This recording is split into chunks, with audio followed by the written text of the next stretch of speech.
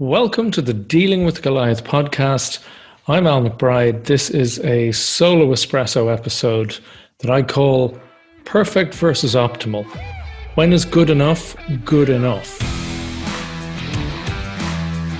I had an interesting thought there the other day because I'm a regular visitor to Berlin. I have a lot of friends there from previous life in the art world and other reasons. And I was thinking one of my favorite all-time German phrases is "Das ist suboptimal," that is suboptimal, which is a beautifully German way of summing up when something's not quite up to standard or up to expectations. Das ist suboptimal. And I was thinking about this, that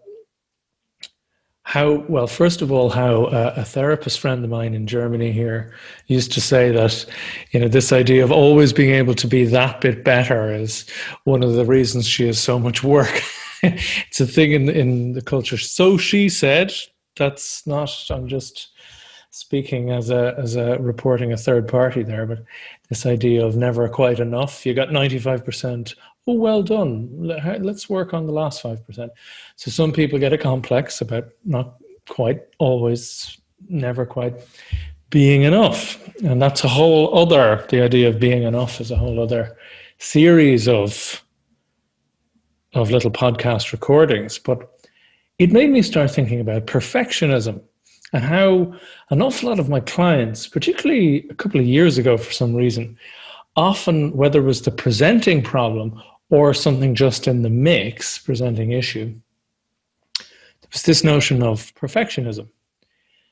And I did have a few clients who were like, no, I really need to break this down because it's stressing me out. And we dive into it. It's this idea that they're constantly going too long, spending way more time than their colleagues doing a particular task or putting together a report or whatever that might be. Same with small business owners, spending way too much time preparing for something. I'm still criticized for that with some of the trainings that I give, but I like to feel that I'm covering the ground that needs to be covered, So I wouldn't necessarily call myself a perfectionist, but I can understand that point of view. Now, it was interesting because one of these people was actually a coach themselves. And when I was talking to her, I said, the main question a normal coach or a beginner coach, shall we say, would ask is, what's it costing you? Because they want to build up the negative space to have a contrast for you to move over.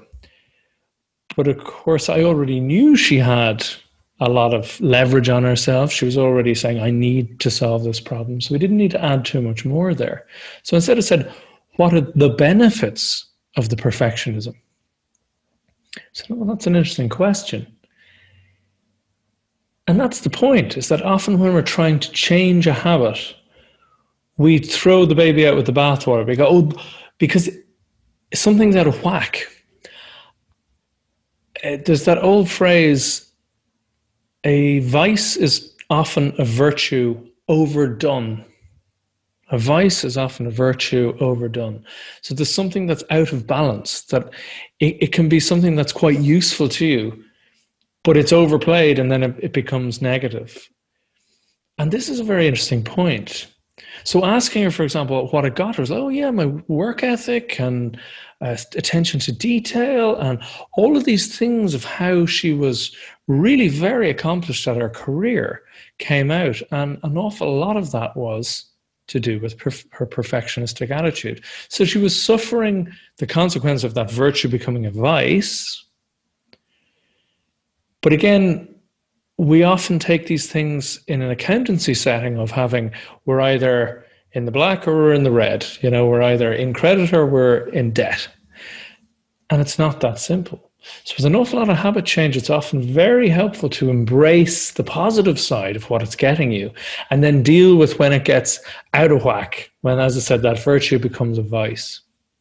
And what we tend to find very quickly is that it's when it hits that point of diminishing returns. So it's a benefit, and then suddenly, no, it's costing me way more now than it needs to, right? So it's that question of when is good enough good enough?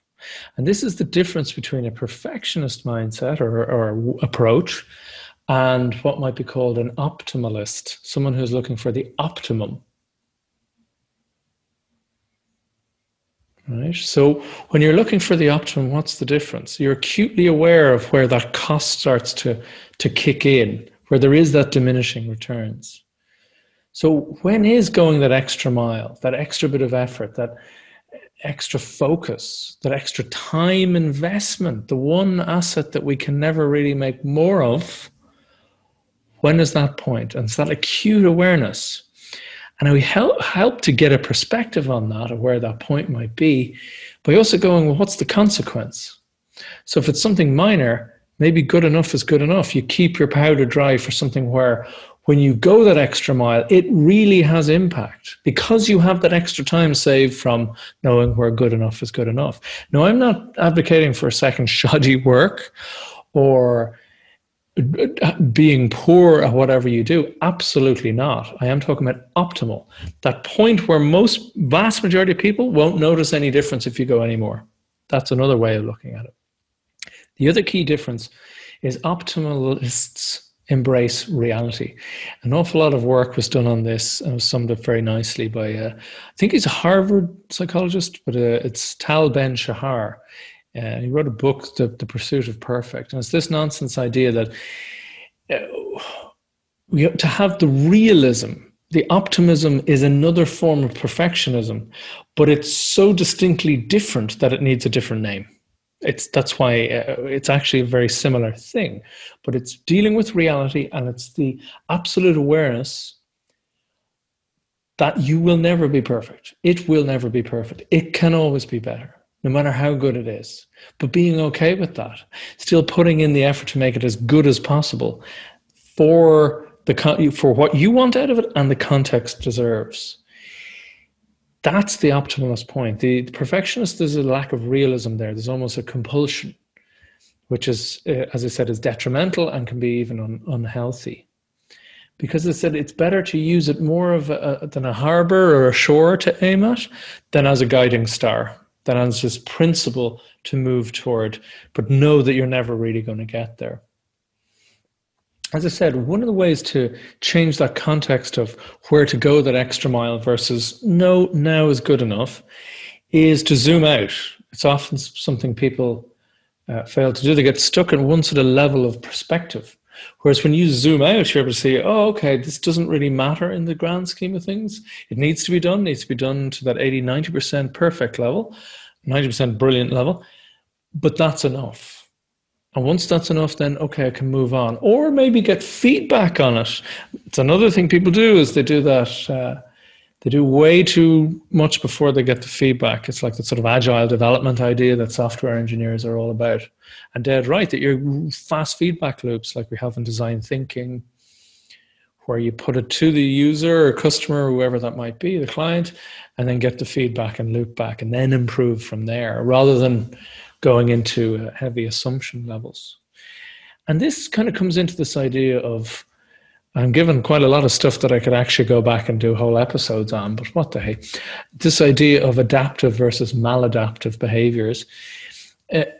So how do you know if a behavior is serving you or if it's not serving you? Well, one of the simple little litmus tests, a little acid test, and it's not foolproof by any matter, but it's just an interesting thought, is to ask, is this keeping me stuck or is this giving me more options? And if it's giving you more options, then it's usually quite adaptive by definition. You've adapted to the situation rather than maladaptive, where you feel stuck or less options. And this in many ways is the opposite. It's the flip, it occurred to me, of catastrophizers. So there's this thinking error.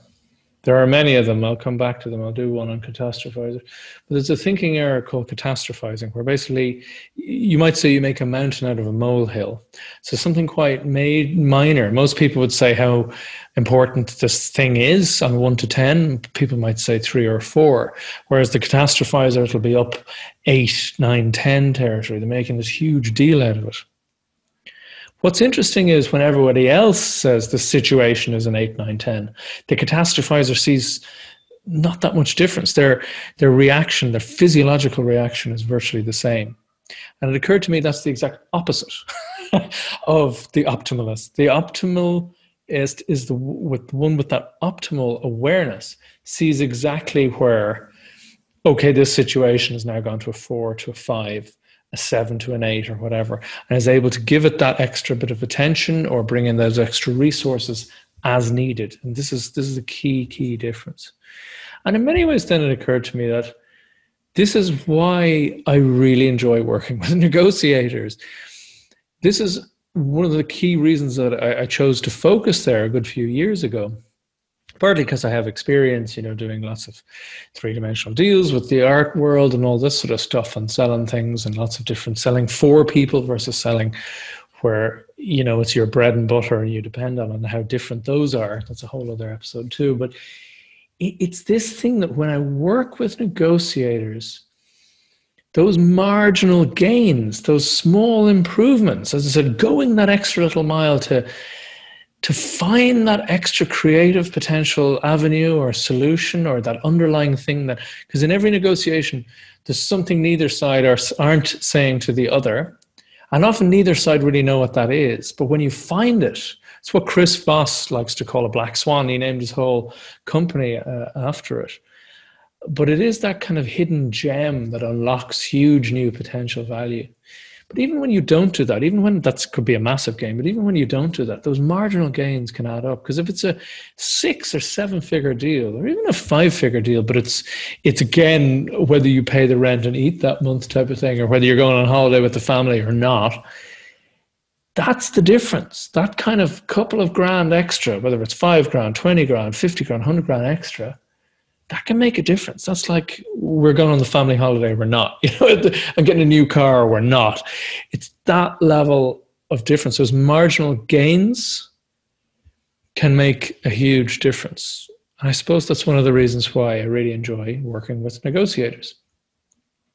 So it goes back to that question, when is good enough good enough?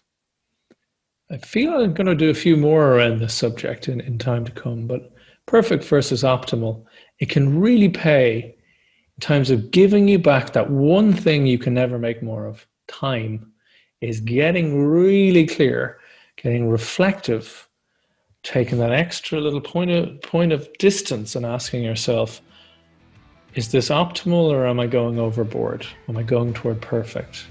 When is good enough good enough?